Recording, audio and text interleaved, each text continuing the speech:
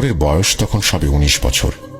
গ্রামের নদীতে মাছ ধরা, এদিক ওদিকে ঘুরে বেড়ানো আর বন্ধুদের সাথে আড্ডা দেওয়াই ছিল তার মূল কাজ। এছাড়া সাগর ও তার বন্ধুদের একটি অন্যতম প্রধান কাজ ছিল সুযোগ পেলেই মানুষের গাছ এবং বাগান থেকে ফল সহ এটা ওটা চুরি করা। এভাবেই চলতে থাকে দিনের পর দিন। বন্ধুদের সাথে মিশে ভালোই দিন কাটতে থাকে সাগরের। একদিন সাগর ও তার 3 বন্ধু রাম, আকাশ আর বিপুল মিলে ঠিক করলো পাশের গ্রামের অমুক জায়গায় পেয়ারার বাগান থেকে তারা পেয়ারা চুরি করবে। কিন্তু দিনের বেলাতে গেলে সহজেই যে কারো কাছে ধরা পড়ে যেতে পারে, এটা ভেবে তারা ঠিক করলো যেতে হলে রাতের বেলাতেই যেতে হবে। এজন্য সকলে মিলে গভীর রাতে সেই জায়গাতে যাওয়ার পরিকল্পনা করলো। পেয়ারা বাগানটিতে যেতে হলে তাদের নদী পাড়ি দিয়ে গ্রামের একটি অনেক পুরনো পরিত্যক্ত শ্মশান অতিক্রম করে কিছুটা পথ হেঁটে তারপরে যেতে হয়। এছাড়া সেখানে যাওয়ার আরও একটি রাস্তা আছে, কিন্তু সেটা লোকালয়ের ভেতর দিয়ে। আর পরিত্যক্ত শ্মশানের এই রাস্তাটি ঘিরে অনেক আগে থেকেই বেশ কিছু ভৌতিক কাহিনী থাকার কারণে সন্ধ্যার পর কেউ এই রাস্তাটি দিয়ে যাতায়াত করত না এবং রাস্তাটিতে যাতায়াত সম্পূর্ণ বন্ধ ছিল। যদি খুবই প্রয়োজন না হতো তাহলে দিনের বেলাতেও এই রাস্তা দিয়ে লোকজন তেমন একটা চলাফেরা করত না। কিন্তু কিশোর বয়সী সাগর ও তার বন্ধুদের কাছে এইসব ভৌতিক ব্যাপারগুলো ছিল একদমই অগ্রহণযোগ্য। আর শ্মশানে ওই রাস্তাটি দিয়ে দিনের বেলা লোকজনের চলাফেরা না করাটা তাদের কাছে ছিল একটি বাড়তি সুবিধা। তো যেমন কথা তেমনই কাজ।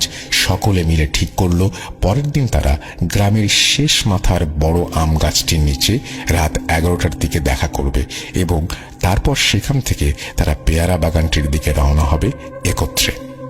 ঠিক সেই কথা মতন সকলে পরের দিন রাতে সেই আম গাছটির নিচে দেখা করে, কিন্তু সেখানে উপস্থিত ছিল সাগর সহ তার বন্ধু রাম আর আকাশ। সাগর যখন অপর এক বন্ধু বিপুলের কথা জিজ্ঞেস করে তখন রাম বলে, বিপুল আজ সকাল থেকেই বেশ অসুস্থ। আমরা যখন তাকে ডাক দিতে যাই তখন দেখি সে বিছানায় শুয়ে আছে, উঠে দাঁড়ানোর শক্তি পাচ্ছে না। কিন্তু সাগরের দিব্যি মনে আছে আজ দুপুরেও বিপুলের সাথে তার স্কুলের মাঠে দেখা হয়েছিল এবং তাকে একদম সুস্থ সবল মনে হচ্ছিল। এছাড়া সে নিজেই তাকে রাতে ঠিক সময় মতো দেখা করার কথা বলেছিল। এরই মাঝে এতটা অসুস্থ হয়ে পড়ল কিভাবে সে বুঝে উঠতে পারে না। যাই হোক, বিষয়টি সাগর এতটা পাত্তা দেয় না। সবকিছু তার কাছে একদম স্বাভাবিক মনে হচ্ছিল। তখনও সে বিন্দু পরিমাণ আঁচ করতে পারেনি সামনে তার জন্য কি ভয়ঙ্কর পরিণতি অপেক্ষা করছে। সাগর ঠিক করে অপর 2 বন্ধুকে নিয়েই সে পেয়ারা বাগানে যাবে পেয়ারা চুরি করতে। একজন না থাকলেও তেমন কোনো সমস্যা হবে না সাগরের মনে হয়। এরপর তারা সেখান থেকে হাঁটতে শুরু করে নদীর দিকে। এর কিছু সময় পরে সকলে নদীর কাছে পৌঁছে যায়। সেখানে একটি নৌকা আগে থেকেই বাঁধা ছিল, যেটি মূলত সাগরদেরই নৌকা। সকলে সেই নৌকায় উঠে পড়ে এবং দ্রুত চালাতে শুরু করে। সাগরের সঙ্গে ছিল একটি ব্যাগ এবং যেটাতে সে পেয়ারাগুলো নিয়ে যাবে বলে ভেবেছিল। সকলের কাছেই একটি করে 2 ব্যাটারি টর্চ লাইট।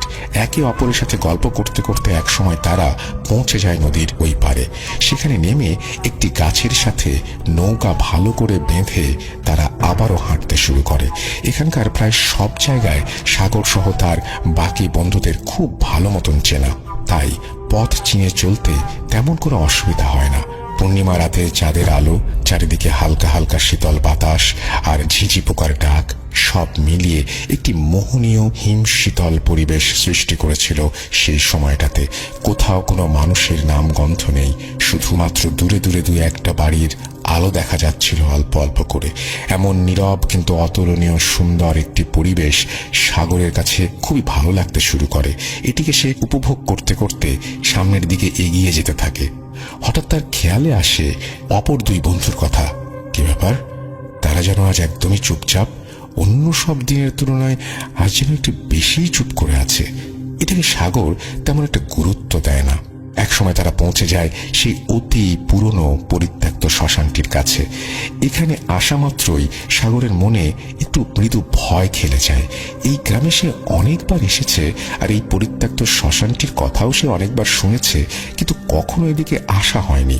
এই প্রথম সে শ্মশানটির এত কাছে দাঁড়িয়ে আছে।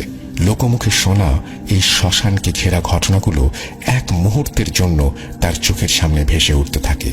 এতে করে কিছুটা ভয় লাগতে শুরু করে তার। কিন্তু সাথে দুই বন্ধু উপস্থিত থাকার কারণে সাগরের মনে এর বেশি একটা প্রভাব পড়ে না। এমন সময় রাম বলে উঠল, এখান থেকে বেশি একটা দূরে নেই পেয়ারা বাগানটি, আর কয়েক মিনিট হাঁটলে আমরা পৌঁছে যাব সেখানে। এত সময় পরে রামের মুখে কথা শুনতে পেরে স্বস্তি পায় সাগর। তার মনে যেটুকু ভয় সে হানা দিচ্ছিল, এবার তার সবটুকুই কেটে যেতে থাকে। আর যাই হোক, সাথে দুজন কাছের বন্ধু আছে এটা ভাবতেই সাগরের ভালো লাগতে শুরু করে। এরপর তারা অতি পুরনো পরিত্যক্ত শ্মশানটি অতিক্রম করে আবারও চলতে শুরু করে পেয়ারা বাগানের উদ্দেশ্যে। কিছু সময় পরে তারা পৌঁছে যায় সেই পেয়ারা বাগানটির কাছে। এখানে এসে তারা দেখতে পায় বাগানটির চারপাশে বেড়া দিয়ে ঘেরা রয়েছে। ভেতরে যেতে হলে তাদের বেড়া টপকে ওই পাশে যেতে হবে। যথারীতি তারা তাই করলো, বাঁশের বেড়া টপকে পেয়ারা বাগানটির ভেতরে প্রবেশ করলো। এরপর যে যার মতন করে গাছ থেকে পেয়ারা পাড়তে শুরু করে। প্রচুর পরিমাণে পেয়ারা থাকার কারণে অল্প সময়ের ভেতরেই প্রায় সব ব্যাগগুলো ভর্তি হয়ে যায়। পর্যাপ্ত পেয়ারা নেয়ার পরে সকলে বাড়ি ফিরে যাওয়ার সিদ্ধান্ত নেয়। সকলে ব্যাগ ঘাড়ে করে বাগানের বাইরে আসতে শুরু করে। কিন্তু বিপত্তি ঘটে তখনই। বাগানের প্রায় সব দিক থেকেই টর্চের আলো আসতে থাকে এবং কারা যেন চিৎকার করে বলতে থাকে, ভেতরে কারা আছিস, জলদি বেরিয়ে আয়, নয়তো পরিণতি খুবই ভয়াবহ হবে। সাগর এবং তার বন্ধুদের বুঝতে বাকি রইল না যে বাগানের ভেতরে তাদের উপস্থিতি সকলে টের পেয়ে গেছে। কোনো উপায় না পেয়ে তারা পেয়ারার ব্যাগটি ঘাড় থেকে ফেলে বাগান থেকে বাইরের দিকে আসার জন্য দৌড়াতে শুরু করে। বাঁশের বেড়া টপকে বাগান থেকে বাইরে আসার সময় দুর্ভাগ্যবশত সাগর সহ তার বাকি দুই বন্ধু রাম এবং আকাশ হাতে নাতে ধরা পড়ে যায় বাইরে থাকা লোকজনের কাছে। অনেক আকুতি মিনতি এবং হাতে পায়ে ধরার পরেও সেই লোকগুলো তাদের ছেড়ে দিতে নারাজ। লোকগুলো তাদের টানতে টানতে নিয়ে যায় বাগানের বাইরে একটি ফাঁকা মাঠের মধ্যপ্রান্তে। লোকগুলোর ভেতর থেকে কয়েকজন এসে প্রথমে ধাক্কা দিয়ে নিচে ফেলে দেয় রামকে এবং তারপরে শুরু করে দেয় রামের ওপরে অমানবিক অত্যাচার। ক্রমাগত তারা গাছের শক্ত ডাল দিয়ে আঘাত করতে থাকে।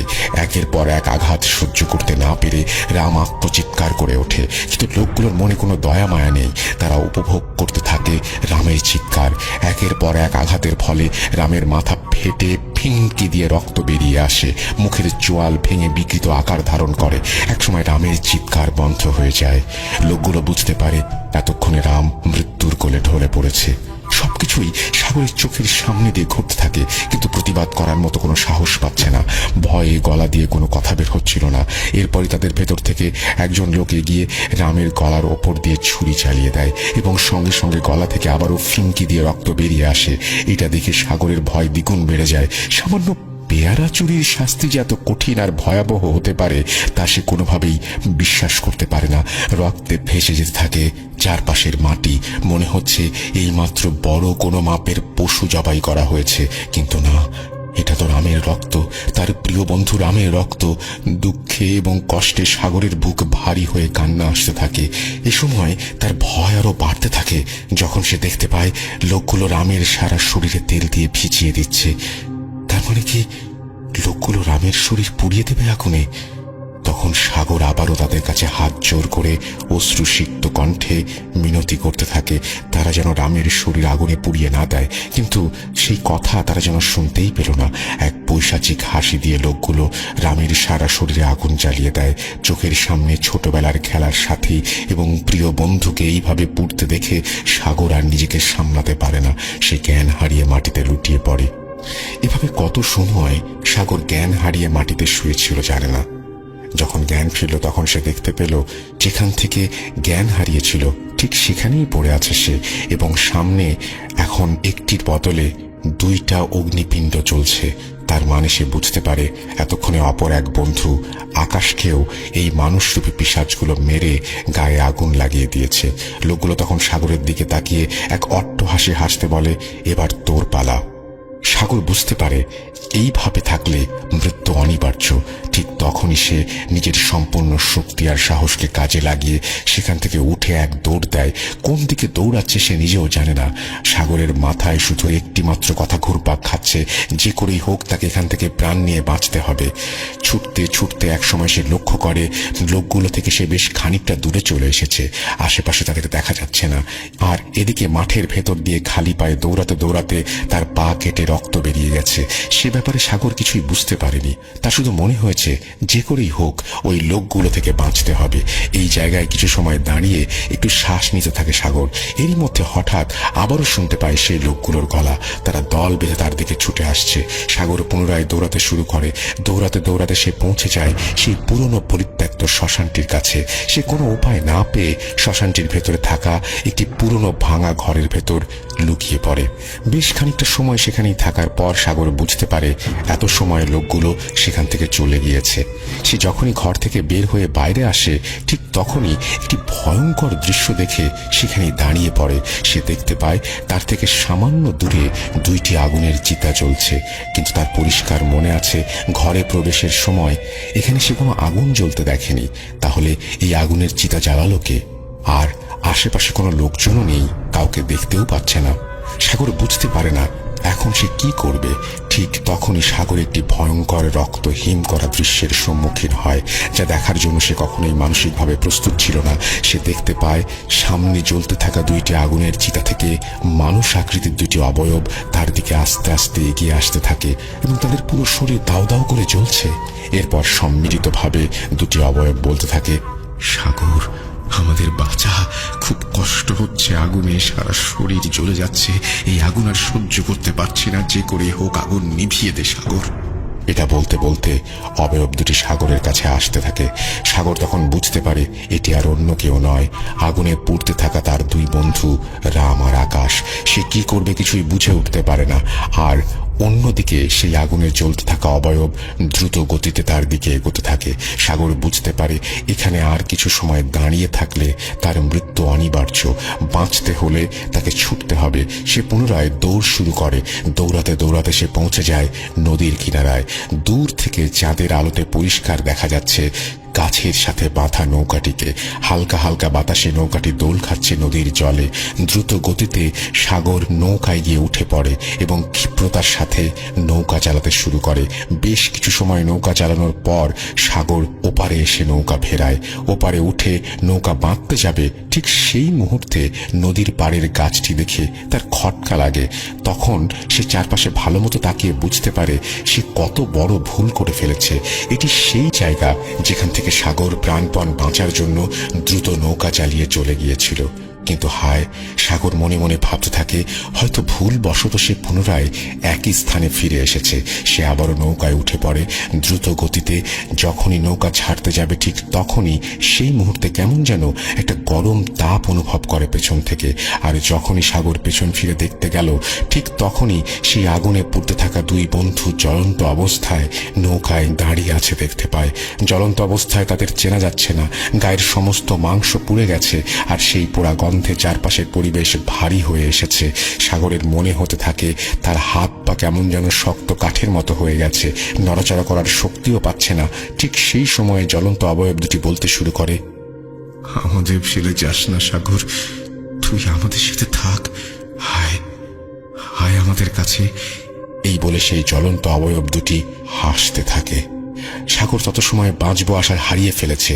তার বুঝতে আর বাকি রইল না যে আজই তার শেষ দিন। নৌকার উপরে থাকা দুটি জ্বলন্ত অবয়ব তখন আস্তে আস্তে সাগরের দিকে অগ্রসর হতে থাকে। সাগর দেখতে পায় আগুন জ্বলতে থাকা দুটি অবয়ব থেকে একটি অতিরিক্ত আগুনের চাপে হাড় ভেঙে নদীর জলে পড়ে যায়, কিন্তু জ্বলতে থাকা অন্য অবয়বটি তখনও সাগরের দিকে ধীরে ধীরে এগিয়ে আসতে থাকে। এরই মধ্যে সাগর বুঝতে পারে নদীর পাড়ে দাঁড়িয়ে আছে মানুষরূপী সেই হিংস্র লোকগুলো, যারা সবাই সাগরের দিকে তাকিয়ে সম্মিলিতভাবে অট্টহাসি হাসতে থাকে। আশেপাশের পরিবেশ সাগরের কাছে নরকের মতন মনে হতে থাকে। বাঁচার সব আশা বিসর্জন দিয়ে সাগর নদীতে এক লাফ দেয়। শরীরের শেষ শক্তি দিয়ে সাঁতার কাটতে থাকে।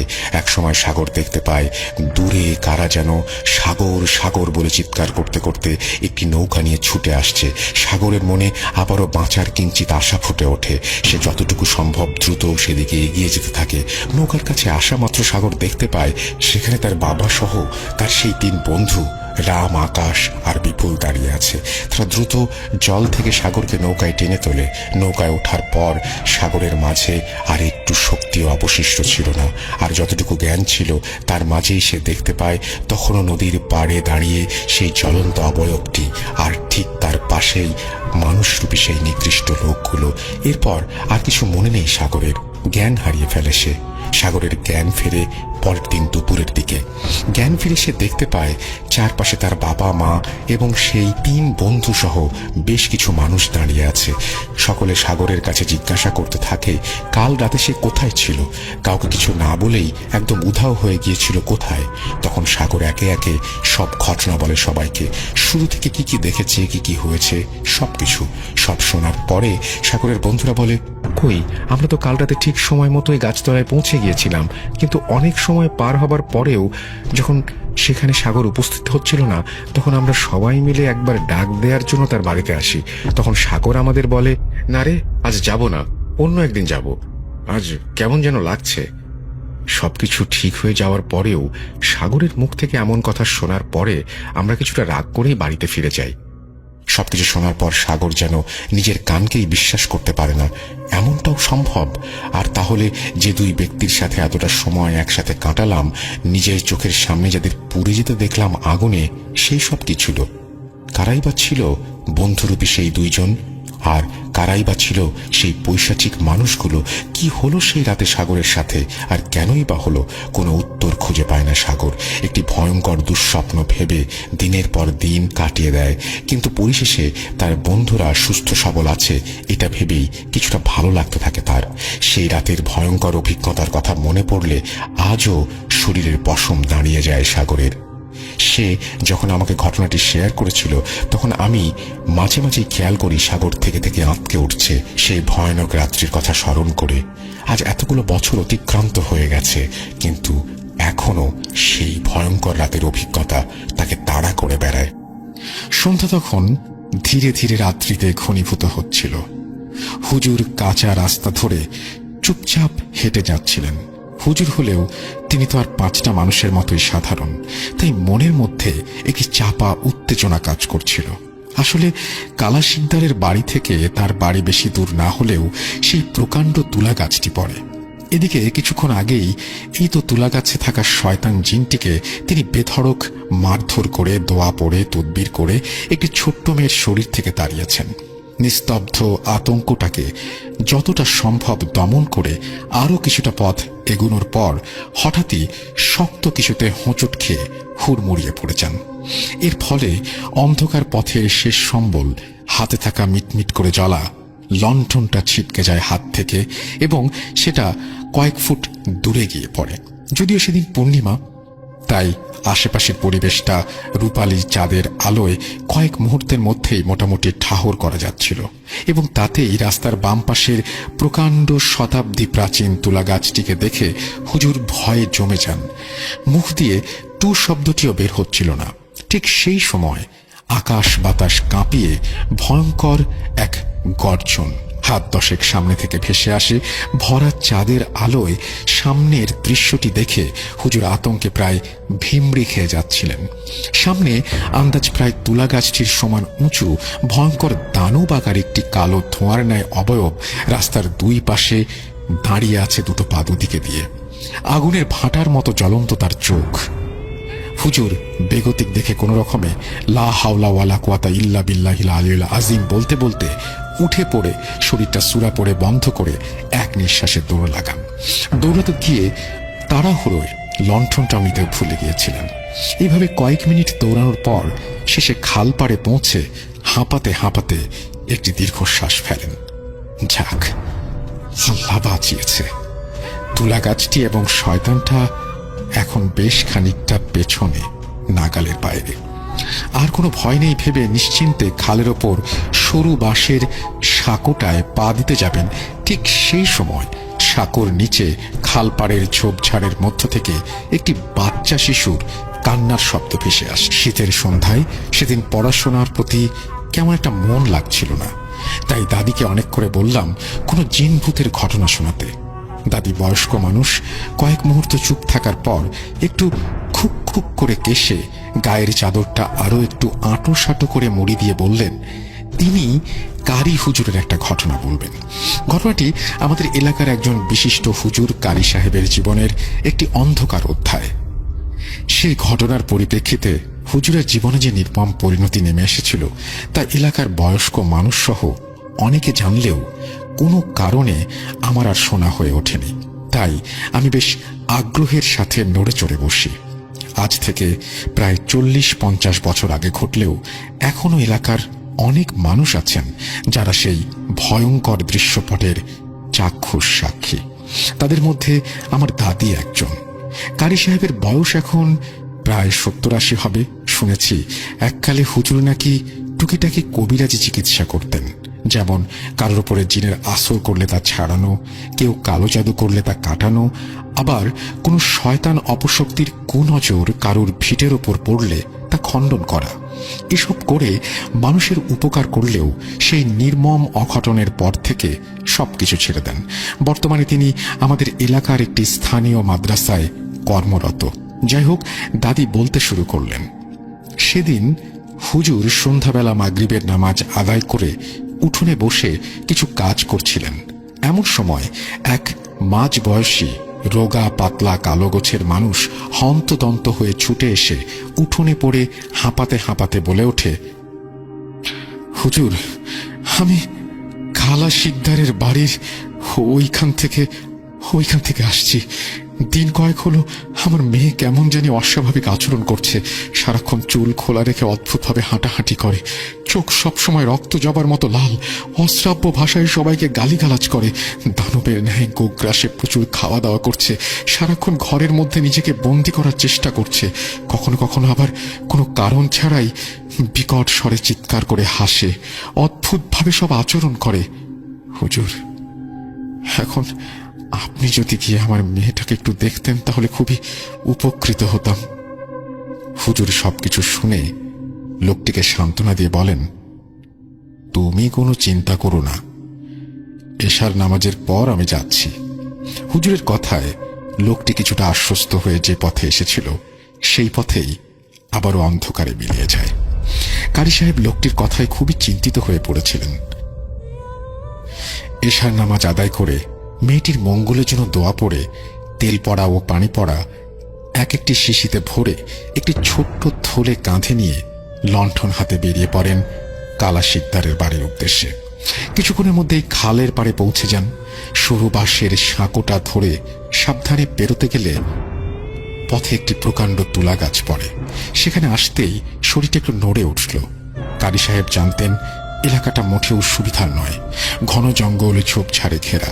তার মাঝে হিন্দুদের একটি কালীবাড়ি মন্দির আছে, যাকে নিয়ে বহুকাল ধরে নানা অলৌকিক কথা রটে আসছে। দাঁড়াও দাঁড়াও, কি বললে? কালীবাড়ি? সেই তুলা গাছটা? সেখানে তো সামিয়া আপু। আমি দাদিকে থামিয়ে জিজ্ঞেস করতেই দাদি শব্দ করে পুনরায় বলতে শুরু করলেন, এটা সেই তুলা গাছ যেখানে গত বছর সামিয়াকে মনসার ছেলে মানে একটি হিন্দু জিন ধরেছিল। ওই এলাকায় শুধু এখন এই সব ঘটনা কি আর ঘটেছে? ওখানে বহুকাল ধরে নানা অলৌকিক ঘটনা ঘটে আসছে। থাক সে কথা, সেসব না হয় অন্য আরেকদিন বলবো। এখন কারি সাহেবের ঘটনায় ফিরি। দাদি আবারও কারি সাহেবের ঘটনা বলতে শুরু করলেও আমার মন তখনও সামিয়া আপুর সাথে ঘটে যাওয়া ঘটনার স্মৃতির মন্থনে ব্যস্ত। কারণ আমি সামিয়া আপুর সেই বিভৎস পরিণতি চাক্ষুষ দেখেছিলাম। সবকিছু আবারও চোখের সামনে ভেসে উঠল। যাই হোক, সেই ঘটনা একটু পরে বলছি। এখন দাদির ঘটনায় ফিরি। দাদি বললেন, কালা শিকদারের পাড়ায় পৌঁছে লোকটির বাড়ির আঁকে পা রাখবেন সেই সময় দালান থেকে একটি ফ্যাঁস ফ্যাঁসে কণ্ঠস্বর ভেসে আসে, কি হুজুর, এখানে কি করিস? তোর এখানে কাজ নেই, যা যা বলছি। ভালো চাষ তো এখান থেকে চলে যা, কারি সাহেব জানতেন শয়তান জিন তাকে নানা রকমের ভয় ভীতি দেখিয়ে বিভ্রান্ত করে এখান থেকে তাড়ানোর মতলব করছে। তিনি দেখলেন শয়তান পিশাচ জিনটি মেয়েটির শরীরের ভেতর থেকে রাগে ফোঁস করছে। কারি সাহেব দোয়া পড়ে থলে থেকে পানি পড়া বের করে মেয়েটির শরীরে একটু ছিটিয়ে দৃঢ় কণ্ঠে বলে ওঠেন, কে তুই? এই নিষ্পাপ মেয়েটিকে কেন এত কষ্ট দিচ্ছিস? ছেড়ে দে, ভালো চাস তো। মেয়েটির ভেতর থেকে শয়তানটি আবারও বলে ওঠে, আমাকে ছাড়। যদি তুই তোর নিজের ভালো চাস তো এখান থেকে চলে যা, এই মেয়েটিকে আমি ছাড়ব না। কারি সাহেব বুঝতে পারছিলেন বেয়াদব শয়তান জিন সহজে ছেড়ে যাবে না। তিনি তৎক্ষণাৎ একটি গোলাকার গণ্ডি কেটে মেয়েটিকে তার মধ্যে বসিয়ে কিছু সূরা পড়ে একটি লাঠি নিয়ে মেয়েটির কাপড়ে অনবরত পেটাতে থাকেন। পেটানোর ফলে অদ্ভুতভাবে মেয়েটি যন্ত্রণায় কুঁকিয়ে ওঠে। কারি সাহেব পেটাতে পেটাতে মেয়েটির ভেতরে থাকা শয়তান জিনটিকে পুনরায় জিজ্ঞেস করেন, এখনো সময় আছে, বলে দে তুই কে, কোথা থেকে এসেছিস, এই বাচ্চাটিকে কেন কষ্ট দিচ্ছিস, না হলে আল্লাহর কসম রেহাই দেব না। মার সহ্য করতে না পেরে মেয়েটির ভেতরে থাকা শয়তান জিনটি এক প্রকার ব্যথায় চিচিয়ে ওঠে, হুজুর, কাজটা তুই ভালো করলি না। হুজুর তার কথায় গুরুত্ব না দিয়ে বলে, আল্লাহ থাকতে শয়তান এর কোনো ক্ষতি করতে পারবে না। আরো ঘা কতক মারতেই শয়তানটি আবারও ব্যথায় আর্তনাদ করে বলে ওঠে, হা বলছি থাম, আর মারিস না। খালি বাড়ির ওখানে যে প্রকাণ্ড তুলা গাছটা, সেখানেই আমি থাকি। মেয়েটি আজ দুপুরে চুল ছেড়ে অদ্ভুতভাবে বিকট স্বরে খিলখিলিয়ে হাসতে হাসতে গাছতলা দিয়ে আসছিল। আমি তখন বিশ্রাম করছিলাম। হাসির শব্দে নিচে চোখ যেতেই দেখি মেয়েটিকে, এবং আমার ভালো লেগে যায়। আমি মেয়েটিকে ছেড়ে যাব না, একে আমার সঙ্গে নিয়ে যাব। সমস্ত বিষয় শুনে কারি সাহেব শয়তানটিকে বললেন, বাচ্চা মেয়ে কিছু বোঝেনি তাই অমন করে হেসে ফেলেছে। শয়তানটি যেন আর মেয়েটিকে কষ্ট না দিয়ে ছেড়ে চলে যায়, কিন্তু সে কোনো মতেই শুনবে না। অবস্থা বেগতিক দেখে হুজুর আবার পেটাতে শুরু করেন। শয়তান জিনটি আর সহ্য করতে না পেরে আর্তনাদ করে বলে ওঠে, ঠিক আছে আমি যাব, তবে তোকে খতম করবই, জানের বদলে জান। কারি সাহেব তার কথার গুরুত্ব না দিয়ে বলে ওঠেন, আল্লাহ ভরসা, আল্লাহ যদি চায় তাই হবে। এখন বল, তুই যে ছেড়ে যাবি তার কি প্রমাণ? শয়তানটি রাগে গর্জন করতে করতে ফ্যাঁস ফ্যাঁসে কণ্ঠস্বরে বলে, আঁকের সামনের যে গাছটি দেখতে পাচ্ছিস, আমি ওটা যাওয়ার সময় ডাল ভেঙে তারপরে যাব, তবে তোকে আমি ছাড়ব না। মুহূর্তের মধ্যেই আঁকের পাশের আম গাছের একটি প্রকাণ্ড ডাল মরমর করে ভেঙে মাটিতে লুটিয়ে পড়ে, এবং সেই সঙ্গে মেয়েটিও দালানের ওপরে নেতিয়ে পড়ে। কারি সাহেব ঝাড়ফুঁক করে তেল পড়া পানি দিয়ে আবারও কিছু দোয়া পড়ে একটি তাবিজ মেয়েটির হাতে বেঁধে দিয়ে বাবাকে বলেন যে মেয়েটিকে আর কিছুক্ষণের মধ্যে একটু দেখে শুনে রাখতে, এবং তার জ্ঞান কিছুক্ষণের মধ্যেই ফিরে আসবে।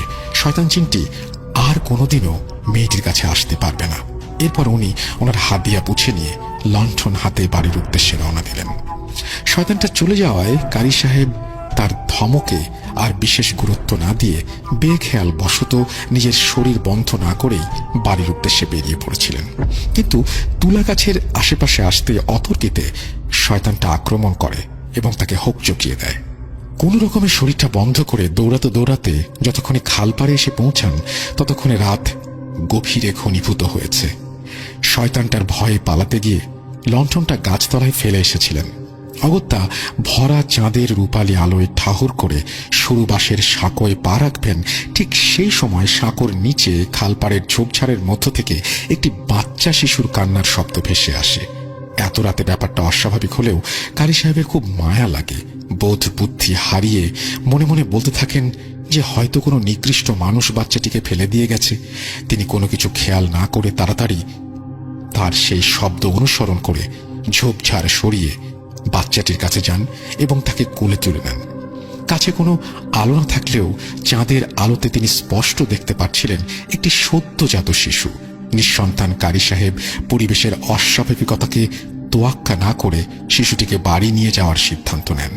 মনে মনে বলেন যে বউয়ের হাতে বাচ্চাটিকে দিলে সে খুব খুশি হবে।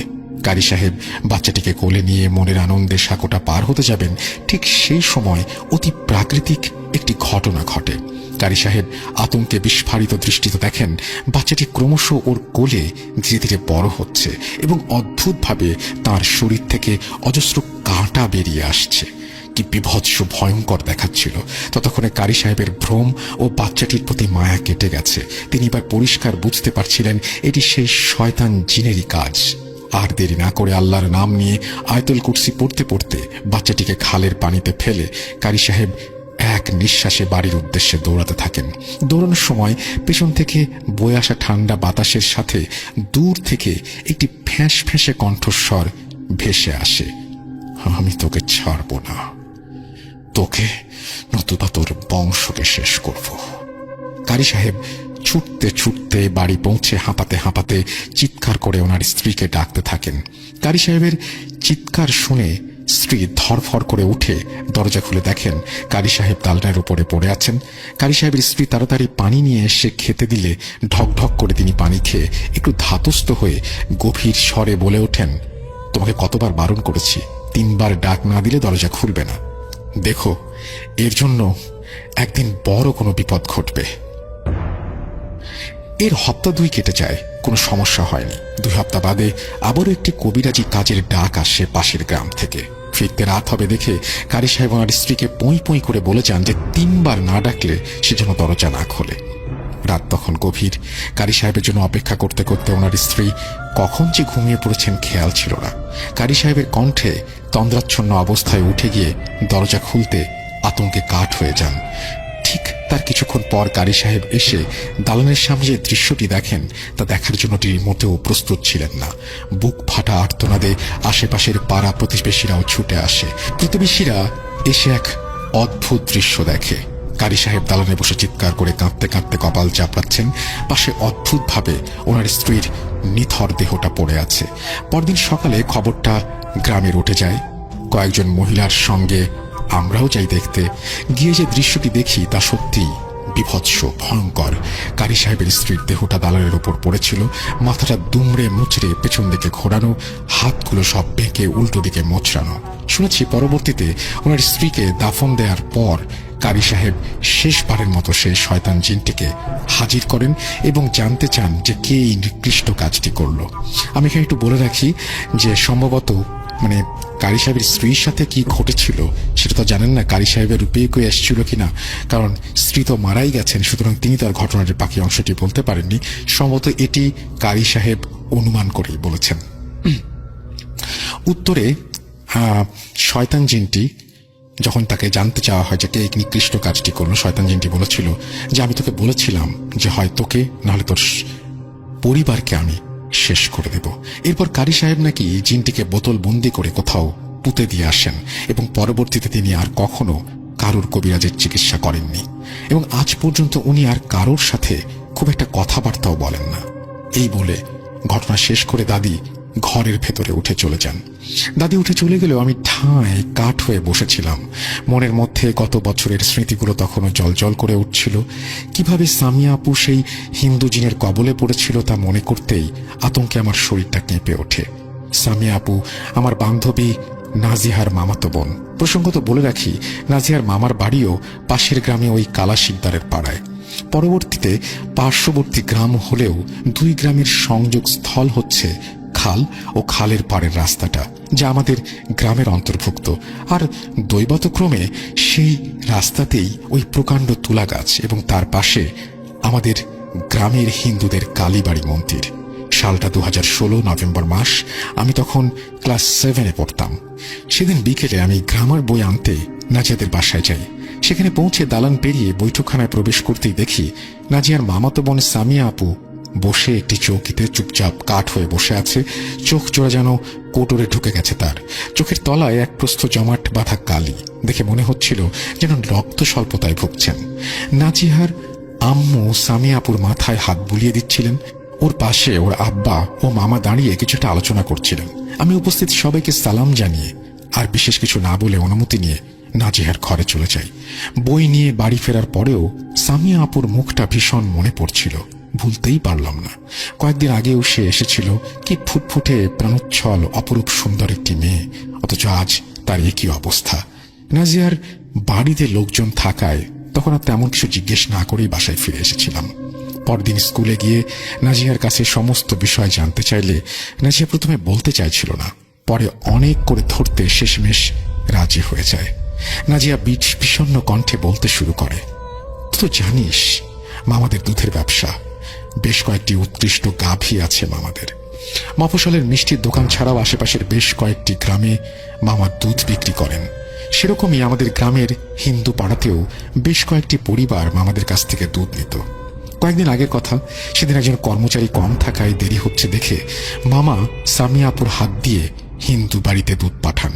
বেলা তখন 11টার মতো হবে। শীতকাল চলে গেলেও সেদিন আবার ভোরে হালকা বৃষ্টি হয়েছে। রাস্তাঘাট খুবই পিচ্ছিল। যাওয়ার সময় তেমন কোনো সমস্যা না হলেও ফেরার পথে কালীবাড়ির কাছে তুলা গাছ তলায় সামিয়া আপু পা পিছলে পড়ে যায় এবং পড়ামাত্রই পিঠে একটি হাতের স্পর্শ অনুভব করে। চমকে উঠে পেছনে ঘাড় ঘুরিয়ে কিছু বলতে যাবে, তার আগেই সামিয়া আপু মুগ্ধ হয়ে তাকিয়ে থাকে। হুঁশটা ফেরে সামনে দাঁড়িয়ে থাকা একজন সুদর্শন যুবকের কণ্ঠে, যার স্পর্শ একটু আগেই পিঠের উপরে সে অনুভব করেছে। ছেলেটি বলে, কি ভয় পেয়েছ? উত্তরে নির্বাক সামিয়া আপু ঘাড় নেড়ে বলে, না। মুহূর্তের মধ্যেই একে অপরের রূপে বিমোহিত হয়ে পড়ে। ছেলেটি ধীরে ধীরে সামিয়া আপুকে ধরে তোলে এবং মুচকি হেসে তার সাথে কথা বলতে শুরু করে। এভাবেই কয়েক মুহূর্ত কেটে যায়। পরে ছেলেটি একইভাবে গাল ভরা হাসি মুখে সামিয়া আপুকে বলে, তুমি যদি আমাকে ভয় পেয়ে না থাকো তাহলে চলো কথা বলতে বলতে একটু সামনে এগিয়ে দিই। সামিয়া আপুও কিছুটা লজ্জায় মাথা নত অবস্থাতেই একটু মুচকি হেসে সম্মতি জানায়। এরপর থেকে প্রায় প্রতিদিনই সামিয়া আপু সুযোগ পেলে কালীবাড়ির কাছে চলে যেত এবং তুলা গাছটির নিচে ঘন্টার পর ঘন্টা বসে ছেলেটির সাথে কথা বলতো। ধীরে ধীরে ব্যাপারটি মামার চোখে পড়ে। কি হয়েছে জানতে চাইলে আপু কেমন একটা আচরণ করতে শুরু করে, কিছুই বলতে চাইতো না। ধীরে ধীরে পাগলামিটি বাড়তে থাকে। আপু প্রায়ই ছটফট করত কালীবাড়ির ওই তুলা গাছটির কাছে যাবার জন্য। সে অদ্ভুতভাবে বলতো, আমাকে ছেড়ে দাও, আমি আমার স্বামীর কাছে যাব। সামিয়াপুর অস্বাভাবিক আচরণ দেখে মামা বাধ্য হয়ে তাকে ঘরে বন্দি করে রাখেন। এর ফলে আপু কালীবাড়িতে যাওয়া বন্ধ হয়ে যায় এবং আপু যেতে পারেন না সেখানে। শরীরের ভেতরে ধীরে ধীরে পরিবর্তন লক্ষ্য করা যায়। সবাই দেখে সামিয়াপু ধীরে ধীরে শুকিয়ে যাচ্ছে, রক্তশূন্যতায় ভুগছে। সমস্ত শরীরে যেখানে সেখানে কালো ছোপ ছোপ দাগ, যেন পোকায় বা সাপে কেটেছে। আপুর কোনো শারীরিক সমস্যা হচ্ছে ভেবে মামা তাকে এলাকার ডাক্তার এবং তার পরবর্তীতে ঢাকার বড় বড় ডাক্তার দেখান এবং চিকিৎসা করান, কিন্তু কেউই কোনো রোগ নির্ণয় করতে পারে না। সবাই এটুকুই জানায় যে কোনো এক অচেনা রোগের কারণে সামিয়াপুর এরকম অবস্থা এবং ধীরে ধীরে শরীর থেকে রক্ত লোপ পাচ্ছে। যদি এরকম চলতে থাকে তাহলে মাসখানেকের মধ্যেই আপু রক্ত স্বল্পতায় মারা যেতে পারে। আপাতত ডাক্তার 2 বোতল রক্ত আপুর শরীরে দিয়ে বাড়িতে পাঠিয়ে দেয়। পরে পাড়া প্রতিবেশী গুরুজনদের পরামর্শে মামা সামিয়া আপুকে একজন কবিরাজের কাছে নিয়ে যান। কবিরাজ সামিয়া আপুকে দেখে খুবই অবাক হন। এরপর জিন চালনা করে জানতে পারেন সেটা খুবই অস্বাভাবিক এবং আতঙ্কের। কবিরাজ মামাকে বলে, আপনার মেয়ে তো ভয়ঙ্কর নাগপাশের মধ্যে জড়িয়ে পড়েছে, খুবই বিপদের মধ্যে আছে। আপনার মেয়ের ওপর হিন্দুদের দেবী মনসার একজন বাহন বা ভালো করে বললে ছেলে, সে ভর করেছে। দেবী মনসা সাপদের অধিপতি। আপনাদের গ্রামে হিন্দুদের কালীবাড়ির পাশে যে প্রকাণ্ড তুলা গাছটি আছে তার ঠিক নিচে পাতালে দেবী মনসার স্বর্ণমহল। সেই তুলা গাছের কোঠরির ভেতর দিয়ে ওই অলৌকিক স্বর্ণমহলে যাবার রাস্তা। আপনার মেয়ে কিছুদিন আগে সম্ভবত হিন্দু পাড়ায় দুধ দিতে গিয়েছিল। বিপত্তিটা ফেরার সময় ঘটে। আপনার মেয়ে ফেরার সময় অন্যমনস্কভাবে কোনো কিছুতে হোঁচট খেয়ে সেই তুলা গাছের তলায় পড়ে যায় এবং দেবী মনসার একটি ছেলে মানুষ রূপ নিয়ে তাকে ধরে কাদায় পড়ে যাওয়া থেকে বাঁচায়। ছেলেটি বা মনসার বাহন সেই মুহূর্তে ওই তুলা গাছের ডালে বসেছিল। আপনার মেয়েকে দেখে সে মুগ্ধ হয়ে যায়। আপনার মেয়ের সৌন্দর্যে সে আকৃষ্ট হয়। আপনার মেয়েকে সে একটু চোখে চোখে রাখবেন। সুযোগ পেলে দেবী মনসার ছেলে আপনার মেয়ের অনেক বড় ক্ষতি করবে, হয়তো স্বর্ণমহলে নিয়ে চলে যাবে। একটি হিন্দু সম্প্রদায়ের সাপরূপী জিন এবং এরকম আরো অনেক কিছু তিনি বলেন। এই বলে কবিরাজ থামেন। সামিয়া আপুর বাবা তখন সামিয়া আপুকে বাড়িতে নিয়ে আসেন এবং আপুকে কবিরাজের কথা মতো ঘরে বন্দি করে রাখেন। এরপর তেমন কোনো সমস্যা না হলেও দিন 3 পর একটি কাণ্ড ঘটে যায়। সেদিন আমি সকালে সামিয়া আপুর রুমে গিয়ে দেখি আপু কোথাও নেই। যদিও দরজার বাইরে বন্ধ ছিল। সবাই খুব দুশ্চিন্তায় পড়ে যায়। সমগ্র গ্রাম সহ আশেপাশের সমস্ত এলাকায় তন্ন তন্ন করে খোঁজার পরেও আপুর কোনো খোঁজ পাওয়া যাচ্ছিল না। এইভাবে 7 দিন কেটে যায়। সবাই হতাশ হয়ে প্রায় আশাই ছেড়ে দিয়েছিল। কিন্তু 8 দিনের মাথায় একটি অদ্ভুত ঘটনা ঘটে। গ্রামের লোকজন নাকি সামিয়া আপুকে কালীবাড়ির কাছ থেকে সেই তুলা গাছ তলায় পড়ে থাকতে দেখেছে। খবর পেয়ে মামা এবং বাকিরা মিলে ধরাধরি করে আপুকে বাড়িতে নিয়ে আসে। সামিয়া আপুর হাতে পায়ে শিকলের দাগ দেখে মামি কান্নায় ভেঙে পড়েন। মামা আপুর চোখ মুখে পানি ছিটিয়ে দেন। খানিক বাদে ধীরে ধীরে আপুর জ্ঞান আসে। চোখ মেলে মামা মামিকে দেখে সে কেঁদে ফেলে, বলে, আমি এখানে কি করে এলাম? আমি তো আমার স্বর্ণ মহলে ছিলাম, আমি সেখানে যাব, আমাকে ছেড়ে দাও। মামা আপুকে শান্ত করে সবকিছু খুলে বলতে বলে এবং আপু জানায় হিন্দু দেবী মনসার ছেলে তার নাকি স্বামী এবং সে তাকে স্বর্ণমহলে নিয়ে গিয়েছিল। গতকাল রাতে সে সেখানে ছিল এবং সে বলে যে চোখ খুলে সে একটা বিশাল সেই মহলের বর্ণনা দেয় এবং সেই মহলে সে ছিল এবং সে জাস্ট আরো অনেক কিছুই বলে এবং সে বলে যে একটা সিংহাসনের উপরে বসে থাকা একজন মহিলাকে দেখতে পায়, তার সমস্ত শরীর অলংকারে ভর্তি এবং সে সেখানে যায় এবং সে বলে যে সামিহাকে ওখানে কোনো একটা ঝামেলা হয় এবং ওখানে তারপরে সে হঠাৎ করেই পুরো পরিস্থিতি পাল্টে যায় এবং তাকে কোনো একটা ঘরে নিয়ে যাওয়া হয় যার ভেতর সারাক্ষণ সাপেদের ফোঁস ফোঁস শব্দ। শেষবারের মতো দূর থেকে শুধুই একটি কথাই সে শুনতে পেয়েছিল সেই ছেলেটির কণ্ঠে। সে তার মাকে বলছে তার সেই মেয়েটিকে মেনে নিতে। আর কিছু মনে নেই। এখন চোখ খুলে দেখি আমি এখানে, আমাকে ছেড়ে দাও তোমরা, আমি আমার স্বামীর কাছে স্বর্ণমহলে যাব। এই সব কি বলছে সে? তার মানে কবিরাজের কথাই ঠিক, দেবী মনসার ছেলে তার মেয়ের সাথে এরকম একটা কিছু করেছে এবং তাকে স্বর্ণমহলে নিয়ে গিয়েছিল। কিন্তু এই বিষয়টা ভেবে কেউ কোনো কুল কিনারা করতে পারছিল না। সামিয়া আপু তো সারাদিন ধরে গায়েব ছিল, অথচ সে বলছে কেবল রাতে গেছে। সবাই দুশ্চিন্তায় পড়ে যায়। এরপর সারাদিন আর কেমন কিছু না ঘটলেও সন্ধ্যায় একটি অদ্ভুত কাণ্ড ঘটে। হঠাৎই বাড়ি ভর্তি সাপরা কিলবিল করতে শুরু করে। চারিদিকে শুধু সাপের ফোঁস ফোঁস আওয়াজ। বাড়ির সবাই আতঙ্কে জড়সড় হয়ে খাটে উঠে বসে। মামা বলে বেশ কিছুক্ষণ সাপগুলো এদিকে ওদিকে ঘোরাঘুরি করে শেষে সামিয়াপুর ঘরের মাঝে থেকে অদ্ভুতভাবে মাটি সরিয়ে একটি আশ্চর্য সুন্দর সোনালী বাটি টেনে বের করে। সঙ্গে সঙ্গে সেটাকে নিয়ে এবং সঙ্গে সঙ্গে সেই বাটিটি টেনে বের করার সঙ্গে সঙ্গে অন্ধকারে গিয়ে মিলিয়ে যায়। সবাই ভয়ে কাঠ হয়ে সবকিছু দেখছিল এবং সাপগুলো মিলিয়ে যাওয়ার সঙ্গে সঙ্গে আপু পেটের যন্ত্রণায় ছটফট করতে থাকে। সে রাতে আবারও কবিরাজের সন্ধান করা হয় এবং আপুকে ওষুধপত্র দিয়ে ঘুম পাড়িয়ে দেওয়া হয়। পরদিন মামা আর দেরি না করে আশেপাশের গ্রাম সহ হিন্দু এলাকায় গিয়ে কবিরাজের সন্ধান শুরু করেন।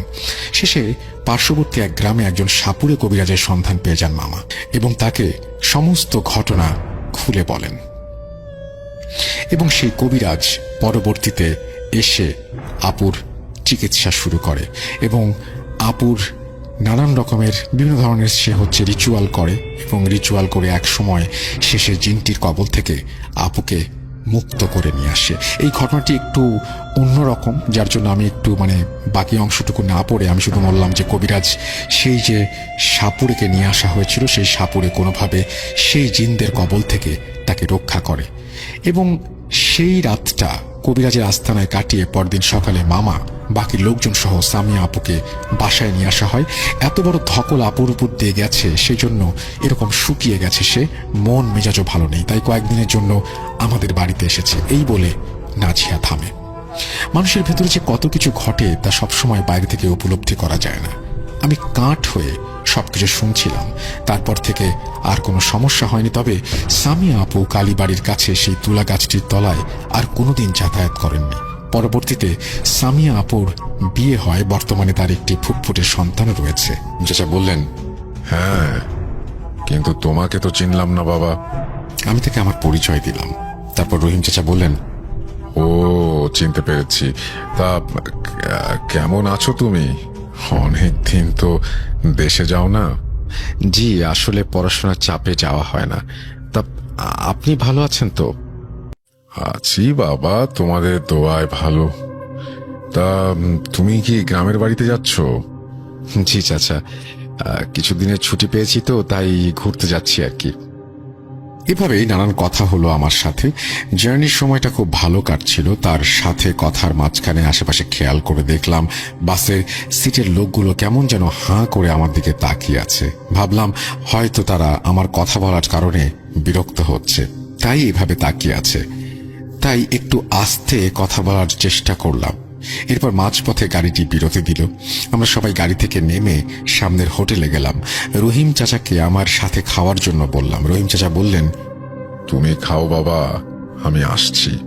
এই বলে উনি চলে গেলেন। এরপর বিরতি শেষে আমরা সবাই বাসে উঠে পড়লাম। হেল্পার সব যাত্রীদের দেখে নিলেন। এরপর ড্রাইভারকে গাড়ি ছাড়তে বললেন, কিন্তু আমি তাকে গাড়ি ছাড়তে বারণ করলাম, কারণ আমার পাশের সিটে থাকা রহিম চাচা এখনো আসেননি। রহিম চাচার কথা বলতেই ড্রাইভার ও হেল্পার অবাক হয়ে গেল। বললেন, কি বলছেন আপনি? এরকম কেউ তো বাসে ওঠেনি। তাদের কথা শুনে আমার বিশ্বাস হচ্ছিল না। এরপর বাসের অন্যান্য যাত্রীরা বললেন, হ্যাঁ, এরকম তো কেউ ওঠেনি। আপনি একাই তো দেখলাম এই সিটে যাচ্ছেন। মনের মধ্যে নানান রকমের প্রশ্ন ঘুরপাক খাচ্ছিল। হাজারো প্রশ্নের ঘুরপাক নিয়ে বাস রাঙামাটিতে পৌঁছালো। বাস স্টপ থেকে নামতেই মামাকে ফোন দিলাম। কিছুক্ষণ পর তিনি এসে আমাকে বাসায় নিয়ে গেলেন। বাসায় গিয়ে ভাবতে লাগলাম, এটা আমার সাথে কি হলো। এইভাবে ভাবতে ভাবতে এই দিনটা কেটে গেল। জার্নি করার কারণে খুব টায়ার্ড ছিলাম, তাই রাতে ঘুম আসতে বেশি দেরি হলো না। মাঝরাতে ঘুমের মধ্যেই রহিম চাচাকে দেখলাম। তিনি আমার বুকের ওপর উঠে গলা চাপ দিয়ে ধরে আছেন। আমি কিছুতেই শ্বাস নিতে পারছিলাম না। জোরে জোরে চিৎকার দেওয়ার চেষ্টা করছিলাম, পারছিলাম না। মনে হচ্ছিল যেন ভারী একটা পাথর কেউ বুকের ওপর রেখে দিয়েছে। এরপর পা দিয়ে খাটের উপরে বাড়ি দেওয়ার চেষ্টা করলাম। পাশের ঘর থেকে মামার শব্দ শুনে চলে আসলেন। কি হয়েছে তোর? হঠাৎ করে শরীরটা যেন হালকা লাগছে। আগের মতো বুকের ওপরে সেই ভারটা নেই। আমি মামাকে বললাম, না, তেমন কিছু না।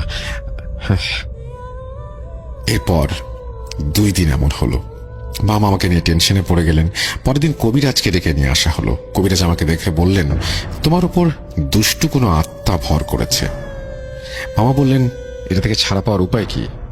কবিরাজ বললেন, আমি দেখছি। ধ্যানে বসে পড়লেন তিনি। কিছুক্ষণ পর কবিরাজের মুখ থেকে রক্ত বমি হতে লাগলো।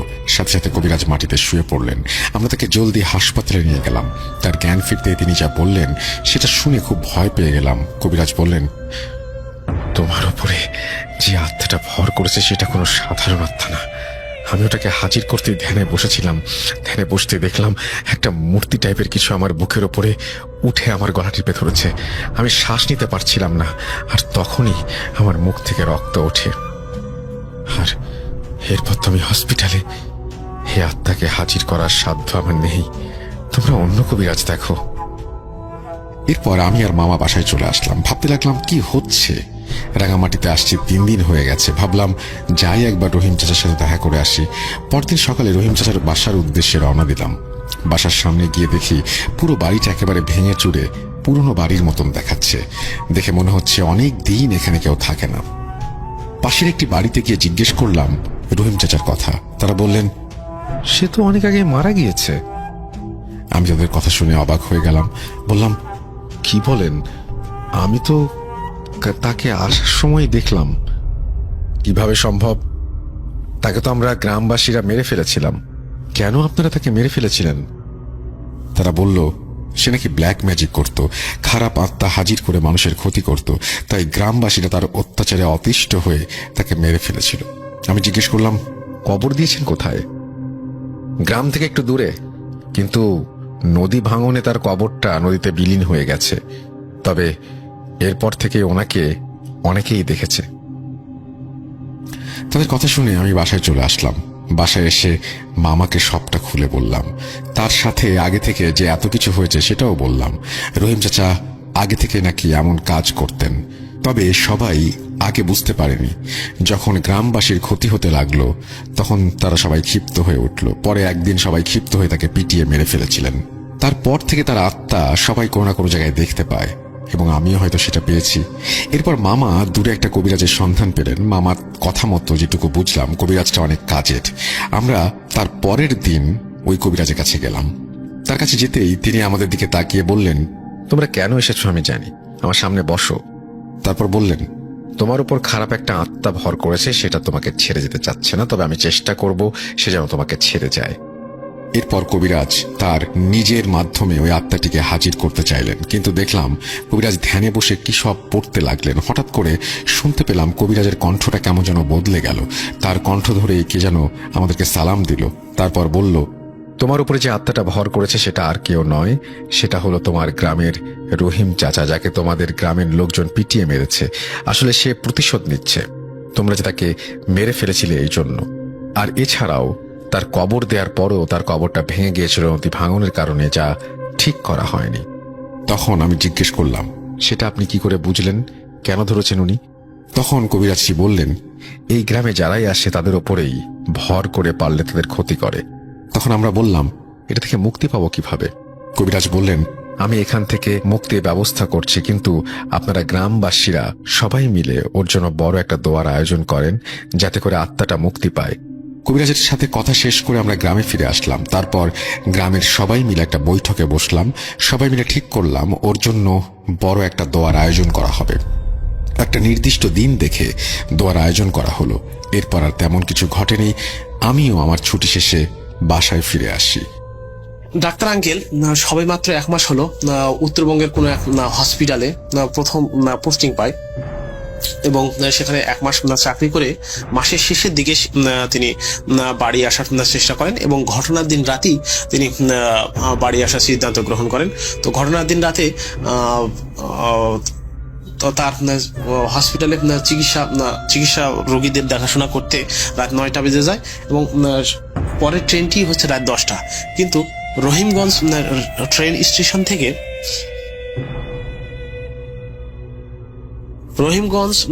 স্টেশন থেকে রাত 10টার পরে একমাত্র ভোর 4টা পর্যন্ত আর কোনো ট্রেন চলাচল করে না।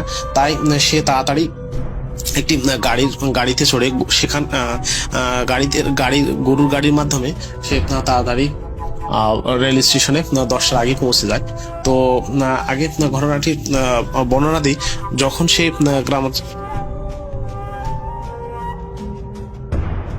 তখন গ্রামের একু রাস্তা দিয়ে, কখনো বাঁশঝাড়ের নিচ দিয়ে, কখনো পুকুরের পাশ দিয়ে, কখনো কবরস্থানের পাশ দিয়ে, কখনো বা হচ্ছে ঘন জঙ্গলের ভিতর দিয়ে, কখনো ফাঁকা ধুধু রাস্তা দিয়ে সে গরুর গাড়িতে করে যাওয়া শুরু করলো।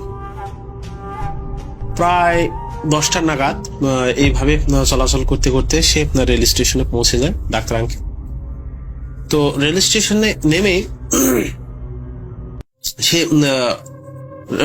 রেল স্টেশনের যে প্ল্যাটফর্ম আছে সেই দিকে দৌড় দেওয়া শুরু করে। হঠাৎ গরুর গাড়ির ড্রাইভার হাত তুলে তাকে একটা ডেকে কিছু বলার চেষ্টা করে, কিন্তু সেই দিকে সে কর্ণপাত না করে প্ল্যাটফর্মের দিকে এক দৌড়ে চলে যায়। তো রেল স্টেশনে একটু বর্ণনা দেওয়া ভালো, ঘটনা বোঝার সাথে খুব ভালো হবে। তো সেই রেল স্টেশনটা তেমন সেই সময়ে রহিমগঞ্জ রেল স্টেশনটা তেমন উন্নত ছিল না। রেল স্টেশনের বাম দিকে ছিল হচ্ছে টিকিট কাউন্টার এবং সেখান থেকে টিকিট কাউন্টার পাশ দিয়ে গিয়ে হচ্ছে একটা চায়ের দোকান ছিল। সেখানে একটা ল্যাম্প পোস্ট ছিল। ল্যাম্প পোস্টের হালকা আলোয় কিছু দূর দূরে গিয়ে যাত্রীদের বসার জন্য কিছু আসন তৈরি করা ছিল, যাতে ওয়েটিংরত যাত্রীরা সে আসনে বসে ট্রেনের জন্য অপেক্ষা করতে পারে। তো ট্রেন দাঁড়িয়েই ছিল, সে ট্রেনে উঠতে যাবে, হঠাৎ এক বৃদ্ধ চাচা গম্ভীর স্বরে বলে উঠল, দাঁড়ান, কোথায় যাচ্ছেন? তখন সে হাঁপাতে হাঁপাতে পিছনে ফিরিয়ে তাকিয়ে দেখে একজন 60 থেকে 65 বছরের প্রায় বৃদ্ধ হয়ে গেছে এই মতো টাইপের এক ব্যক্তি। পুরো শীতকাল হওয়ার কারণে পুরো শরীর হচ্ছে কালো চাদর দিয়ে ঢাকা এবং তার একটি পা ছিল না, লাঠির উপর ভর দিয়ে, একটি পায়ে ভর দিয়ে এবং লাঠিতে ভর দিয়ে দাঁড়িয়েছিল। তার কপাল পর্যন্ত চাদর ঢেকে থাকার কারণে তার চোখ দুটো ধোঁয়াশার মতো দেখাচ্ছিল, তেমন বুঝতে পারছিলাম না। এবং হচ্ছে সেই সময় ছিল একটু হালকা অন্ধকারও ছিল, তেমন ল্যাম্পপোস্টের আলোয় তেমন ভালোভাবে বোঝা যাচ্ছিল না। যে পায়ে সে দাঁড়িয়েছিল সেই পাটাও কেমন যেন মানে কালো হয়েছিল, ঠিক মতো বোঝা যাচ্ছিল না। তো সে হাঁপাতে হাঁপাতে বলল, কি হয়েছে, আমাকে পিছন থেকে ডাকলেন কেন? তখন লোকটি বলছে, কোথায় যাচ্ছেন? তখন ডাক্তার আঙ্কেল বলল, যে আমি এই ট্রেনে উঠবো, এই ট্রেনে করে আমি বাড়ি যাচ্ছি, বাড়ি যাওয়ার জন্য এই ট্রেনে উঠবো এখন আমি। তখন লোকটি তাকে সতর্ক করে বলে যে এই ট্রেনে আপনি উঠবেন না। তখন সে ডাক্তার মশাই বিস্মিত হয়ে বলল, কেন ট্রেনে উঠবো না কেন? বলছে এই কোনো পার্থিব ট্রেন না। কেন আপনি জানেন না এই রহিমগঞ্জ স্টেশনে রাত 10টার পর কোনো পার্থিব ট্রেন চলাচল করে না? তখন সে বিস্মিত হয়ে বলল, আমি যে কিছুক্ষণ আগে টিকিট কাউন্টারের পাশে শিডিউলে দেখলাম এই স্টেশন থেকে রাত 10টা 5 মিনিটে সর্বশেষ ট্রেনটি ছেড়ে যাবে, এটাই তো সেই ট্রেন। আর আমি তো এই ট্রেনের জন্যই তো আমি হসপিটাল থেকে গরুর গাড়িতে করে এসেছি, যাতে করে এই ট্রেন ধরে আমি আমার বাসায় পৌঁছতে পারি। সে বলছে, না আপনি যাবেন না, এই কোনো সাধারণ ট্রেন না। আর এই ট্রেনের যে যাত্রী হয় সে কোনো সাধারণ মানুষ না, এই হচ্ছে নরকের ট্রেন। তখন সে মনে মনে ভাবলো যে এই লোকটি পাগল হয়ে গেছে। অনেক সময় আমরা দেখি না বিভিন্ন রেল স্টেশনে পাগলেরা বিভিন্ন রকম বা পাগল ছিড়িয়ে ছুটিয়ে থাকে, বিভিন্ন কথাবার্তা বলে। সেও তাকে পাগল ভেবে মনে মনে বিড়বিড় করতে করতে বলল, কেন যে এই সব মকরশল এলাকায় আমাকে পোস্টিং ফেলাইছে বলে সে 7-5 না ভেবে ট্রেনে উঠে যায় এবং জানালার পাশে সে বসে পড়ে। সামনের দিকে তাকাতে সে অবাক হয়ে যায়, দেখলো যে তার যে বগিতে সে উঠেছিল সে বগিটা পুরোটাই ফাঁকা, কোনো মানুষ নেই। এখন পিছনের বগি এবং সামনের বগিতে লোক আছে কিনা সে সেটা জানে না এবং জানার চেষ্টাও করেনি।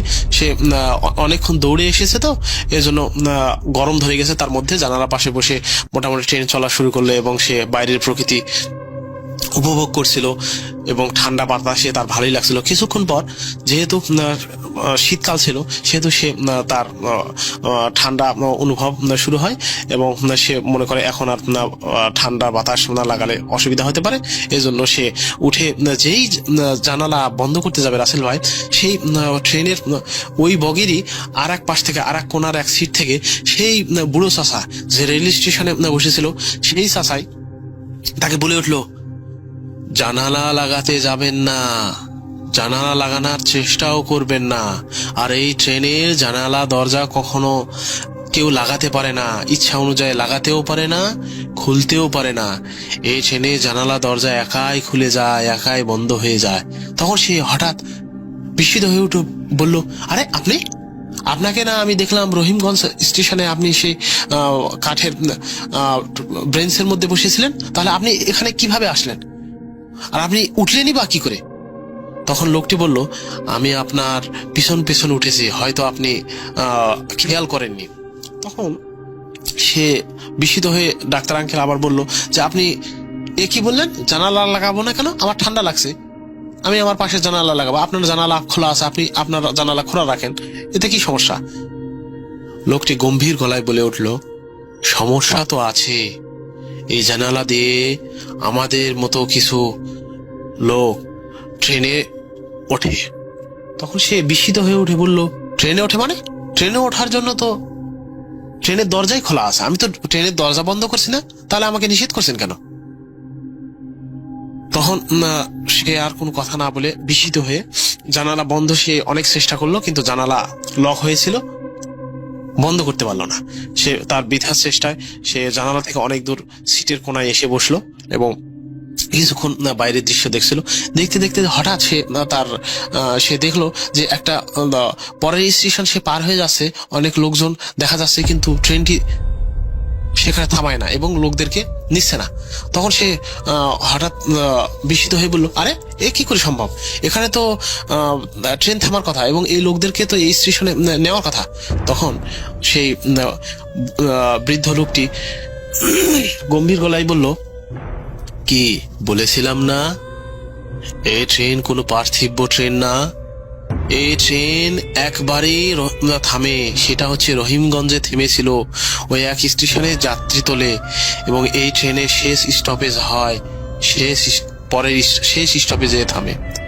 তখন সে কোনো 7-5 না ভেবে, তার কথায় কান না দিয়ে সে মনে মনে চিন্তা করছিল যে এ কি করে সম্ভব, এটা কি ধরনের ট্রেন হতে পারে যে স্টপে থামে না। তখন চিন্তা করতে করতে ট্রেন খুব বেশ ছন্দে জোরে দ্রুত চলা শুরু করে। হঠাৎ তার চোখ তার সামনের সিটের পরের সিটই পড়ে।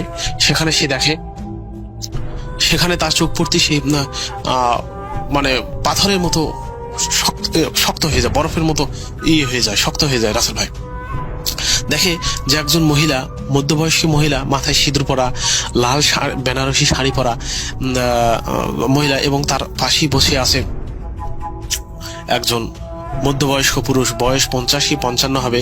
তার মাথার ডান সাইডে গুলিবিদ্ধ এবং সেখানে গুলির ফুটো দেখা যাচ্ছে এবং সেখানে রক্ত ভরে আছে, এবং সেই মহিলাটা তাকে দেখে মুচকি মুচকি হাসছে। তো এখানে ডাক্তার সাহেবের ভয় পাওয়ার কারণ হচ্ছে, সে দেখলো মহিলাটা মানুষ মারা গেলে যেমন মানুষের দেহ সাদা ফ্যাসফেসে হয়ে যায়, সাদা ধবধবে হয়ে যায়, রক্ত না থাকলে যেমন ফ্যাসফেসে ভাব হয়, এবং হচ্ছে মানুষ মারা যাওয়ার পর রিগোরমেটিসে ভোগে। সেটা রিগোরমেটিস হচ্ছে মেডিকেল টার্মের রাসেল ভাই, যে মারা যাওয়ার পর কিছুক্ষণ পর তার মানুষের দেহের বিভিন্ন পেশিগুলো শক্ত হওয়া শুরু করে, এবং ওই শক্ত হয়ে গেলে সে পেশি আর কখনো মানে সোজা করা যায় না বা বাঁকানো যায় না। সেই মতো তার ঘাড় বাঁকা করে সে মহিলাটি মুসকি মুসকি হাসছে, এবং তার পাশে বসা পুরুষটি কালো চাদর পরে ঢেকে আছে। সে দেখে খুব ভয় পেল, এবং সে মাটির দিকে মাথা ও জানালা পাশে তার মুখ ঘোরালো। তো সে ভয়ে কাঁপছিল, সে কাঁপার সাউন্ডে তার পা ঝুঁকছিল, এবং পায়ে কি যেন একটা পায়ের নিচে থাকলে পা কাঁপাকাঁপি করলে যেমন ছপছপে একটা শব্দ হয়, সে মতো শব্দ তার কানের পৌঁছায়। সে নিচের দিকে তাকিয়ে দেখলো যে তার সামনের সিটের নিচ দিয়ে তার পা বেয়ে রক্ত পিছনের দিকে চলে যাচ্ছে। সে যখনই দেখার জন্য দাঁড়িয়ে গেল রাসেল ভাই, তখনই দেখলো আরো লোমহর্ষক ঘটনা। সে দেখলো এতক্ষণ যে দম্পতিকে সে দেখছিল, সে পুরুষের গায়ে চাদর জড়ানো, সেই চাদরটি আর নেই। তার বুকের পাশে 2 হাতে 2টি কাটা হাত, এবং সেই মহিলাটি ব্লাউজের নিচে 2টি হাত নেই, শুধু ব্লাউজ দুটো ঝুলছিল। সে বসে থাকার কারণে তার হাত দুটি স্পষ্টভাবে দেখতে পারেনি, কিন্তু এখন এবার সে স্পষ্টভাবে দেখতে পেয়ে সে ভয়ে বিস্মিত হয়ে চিৎকার দিয়ে 2 হাত সরে গেল, এবং সে বরফের মতো ফ্রিজ হয়ে গেল। তার এই অবস্থা কয়েক মিনিট পর কাটে। পিছন দিক থেকে তার জামা টানার মতো অনুভূত হয়ে সে দেখে পিছন দিক থেকে একজন জামা টানছে, আর যে ফিরে তাকিয়েছে, সে দৃশ্য দেখে সে আরো শক হয়ে যায়। দৃশ্যটি হচ্ছে মানে হচ্ছে 8-10 বছরের এক মেয়ে, তার কোলে একটা পুতুল, এবং তার হাত দুটোর 2 হাতেরই কবজি নেই। সে কবজিবিহীন হাত দিয়ে তার জামা টানছে এবং বলছে, বাবু বাবু আমার সাথে খেলবেন? আমার ভাইটা না আমার সাথে খেলতে যাচ্ছে না, আপনি কি আমার সাথে খেলবেন? তখন ডাক্তার মশাই তাকে দেখে খুব ভীত হয়ে যায় এবং বলে, এ কি করে সম্ভব? তোমার হাত কি হলো? তোমার হাত এই 2 হাত কাটা কেন?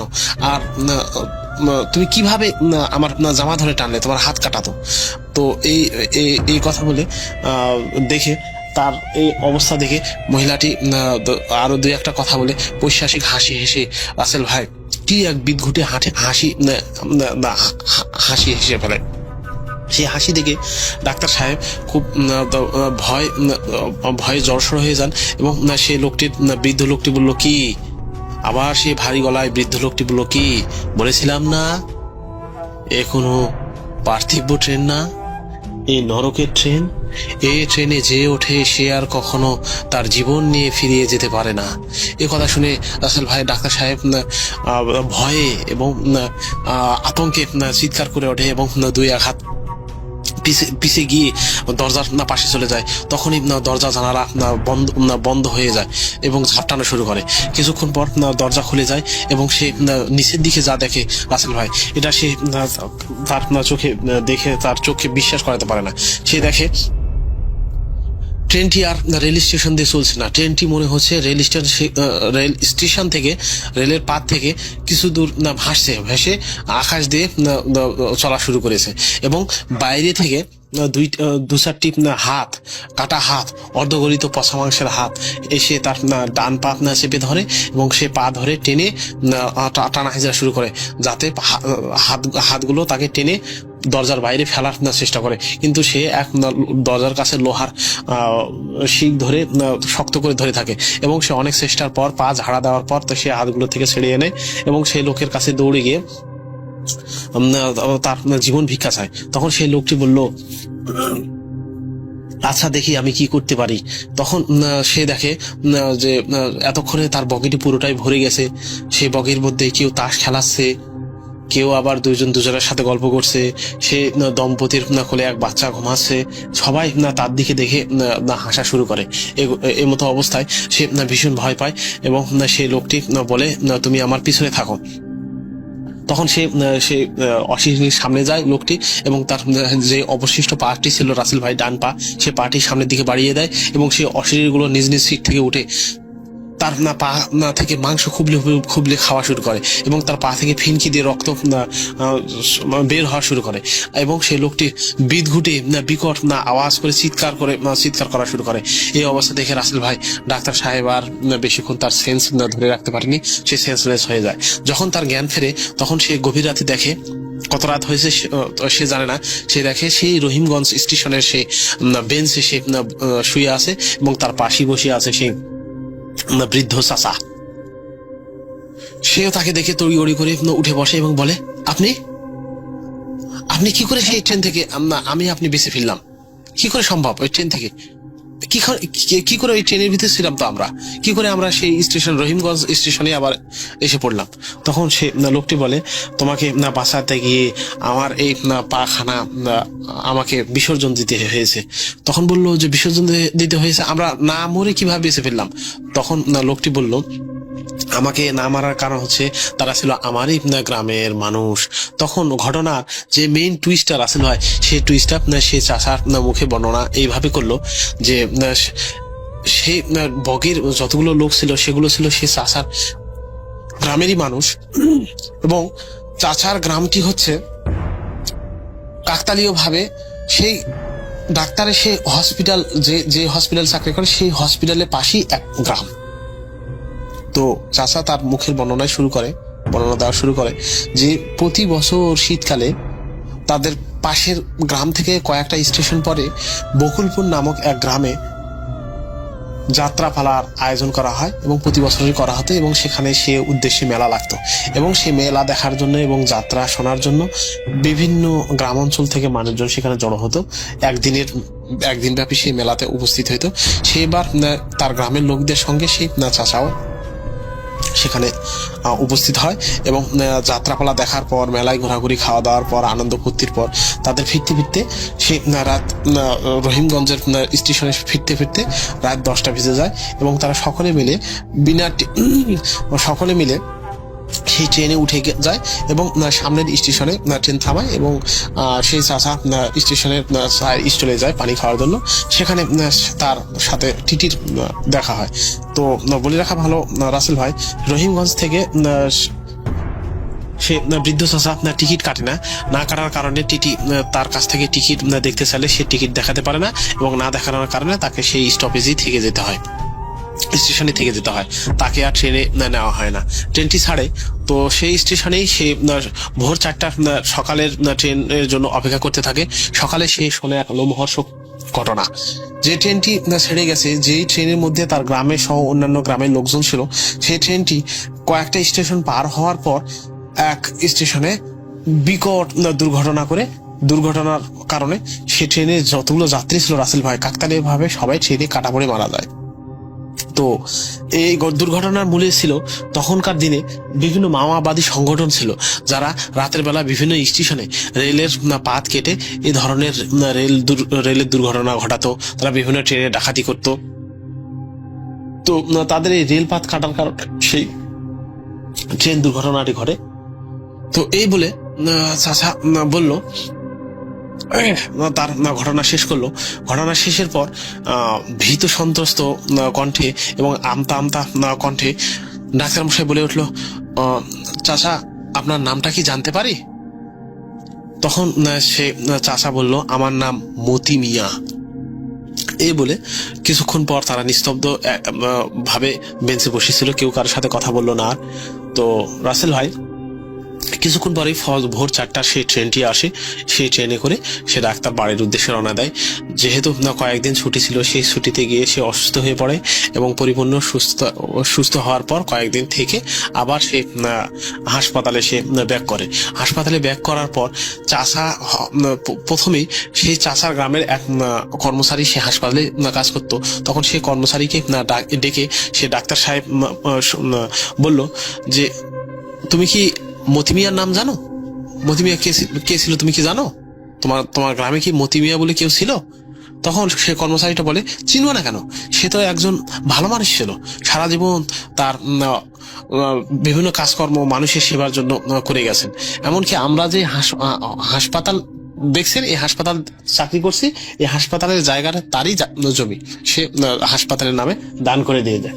সে সারা জীবন গ্রামের লোকজনের কথা কল্যাণ নিয়ে ভাবনা চিন্তা করতো।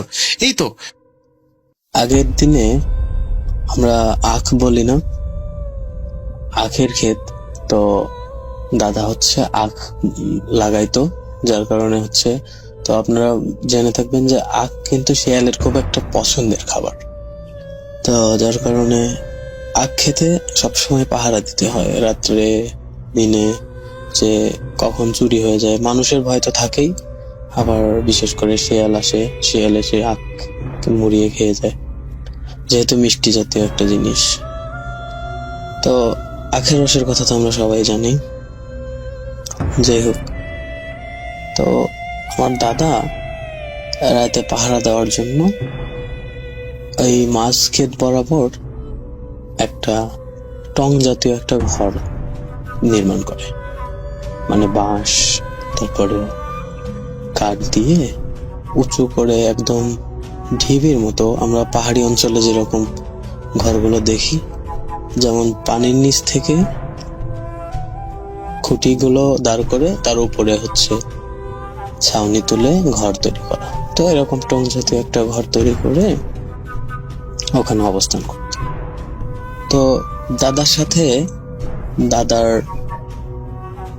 মানে একটা ভাতিজা থাকতো আর কি, তার সাথে পাহারা দেওয়ার জন্য। তো বলে রাখা ভালো, আমার দাদা খুব ভালো বাঁশি বাজাইতে পারত, মানে এত সুন্দর বাঁশি বাজাইতেও যে সবাই অনেক প্রশংসা করতো বাঁশির।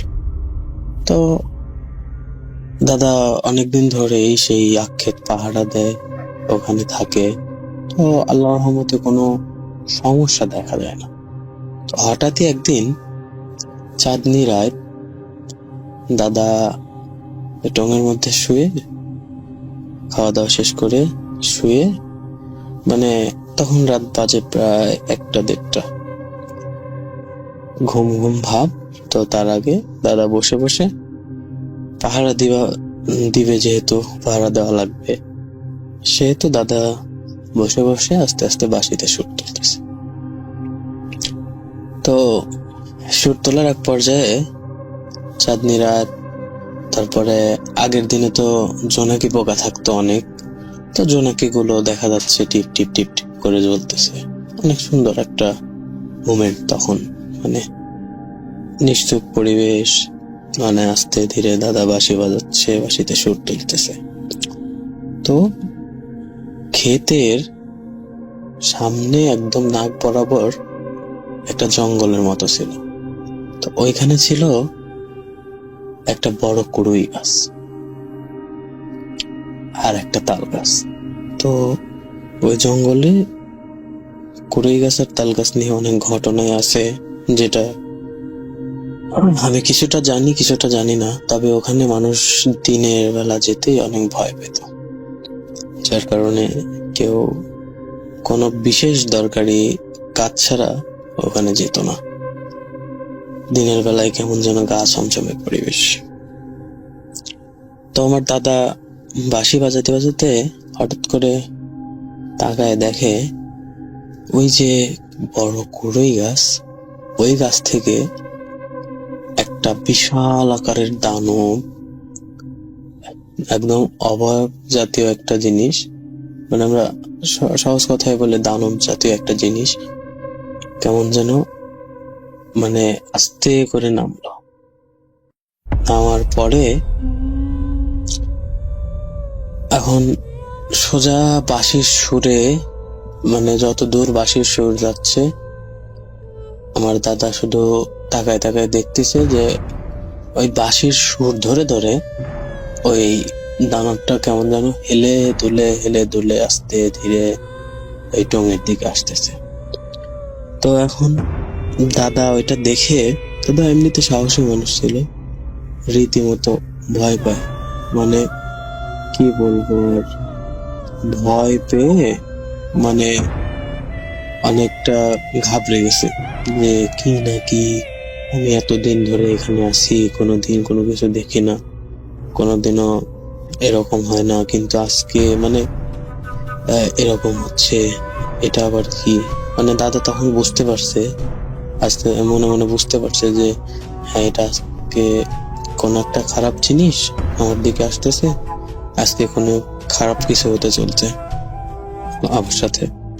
তো দাদা কি করলো, বাঁশির সুর থামালো না, আস্তে আস্তে বাঁশি বাজাচ্ছেই, কারণ বাঁশির সুরে দাদা বুঝতে পারতেছে যে বাঁশির সুরে অভাবটা হেলতেছে দুলতেছে, আস্তে আস্তে আগাচ্ছে। তো আরেকটু কাছে আস্তে আস্তে দাদা খেয়াল করে যে কি যেন সাদা ধবধবে চলতেছে, দুইটা লাইটের মতো, টিউব লাইটের মতো। এখন দাদা ভালো করে খেয়াল করে দেখে যে দানবের মতো যে অবয়বটা ছিল, ওর মানে কোনো নেই, চোখ নাই, কিন্তু মুখের মধ্যে দিয়ে বড় বড় মূলার মতো দুইটা দাঁত বের হয়ে আছে। মানে দেখতে এত চকচকা লাইটের মতো লাগতেছে, কিন্তু এর দুইটা দাঁত আর দেখতে এতটাই ভয়ঙ্কর, মানে আমার দাদার ভাষ্য অনুযায়ী যে মানে এতটাই ভয়ঙ্কর দেখতে যে ওখানে সাধারণ কোনো মানুষ হলে সেন্সলেস হয়ে পড়ে যাবে। কিন্তু দাদা মনে মনে ভয় না পেয়ে সাহস সঞ্চার করে তখন বাঁশি বাজানো থামাই দিয়ে আল্লাহর কালাম পড়া শুরু করে। তো মনে মনে যা দোয়া দরুদ পারতো পড়ছে, পড়ার পরে ওনার ভাতিজাকে এখনো ডাকে নেই, কারণ যদি ডাকে, ও যদি দেখে তাহলে ভয় পাবে, ভয় পেয়ে আর কোনোদিন থাকতে চাইবে না তার সাথে। তো আগ যেহেতু লাগাইছে, সেটাকে পাহারা দিতেই হবে, যতই ভয় আসুক। ওই যে একটা কথাই আছে না, মানে অভাবের কাছে ভয় কিছুই না। আসলে তখন তো সবারই অভাব ছিল। তো যাই হোক, অভাবটা বাঁশির সুর থামানোর পরেই কেমন যেন এদিক ওদিক ছোটাছুটি করতে লাগলো। মানে দাদা তো আরো বেশি একটা ভয়ের মতো করে বসে থাকলো চুপটি মেরে, কিন্তু অভাবটা এদিক ওদিক ছোটাছুটি করতেছে, করার ফলে মনে হচ্ছে যে পুরা আখের ক্ষেত একদম লন্ডভন্ড করে দিবে।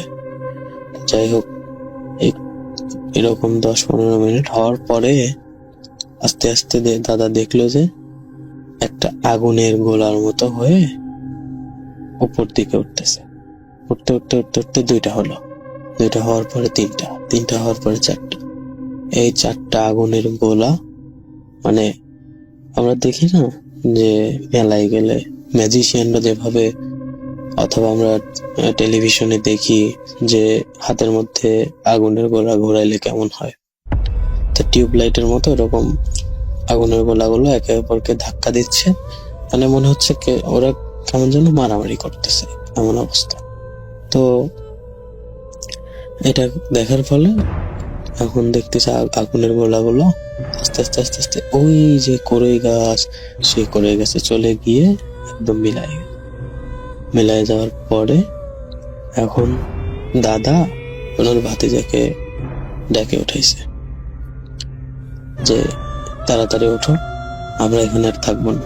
ও বলে কেন? কয় এই কারণ হয়েছে। তো তারপরে দুইজন তো টুকটুক করে নেমে চলে আসলো। আসার পরে পরের দিন আর কেউ যাইতে চায় না। তারপরে যাই হোক, মোটামুটি দাদার কোনো সমস্যা হয় নাই। তারপর থেকে ওইটা দেখার পর দাদার দিনে 2-3 দিন জ্বর ছিল, তাছাড়া এমনি কোনো সমস্যা হবে বা পরবর্তীতে এসে সমস্যা করবে ওটা কোনো হয় নাই। তো 2-3 দিন দাদার একটু জ্বর ছিল, জ্বর থাকার পরে আস্তে আস্তে চিকিৎসা হওয়ার পর ঠিক হয়ে গেছে। তারপর থেকে আর কোনোদিন দাদা আখের ক্ষেত্রে পাহারা দেওয়ার মতো সাহস করে নাই বা কখনো বলেও নাই যে এই কাজ করবে।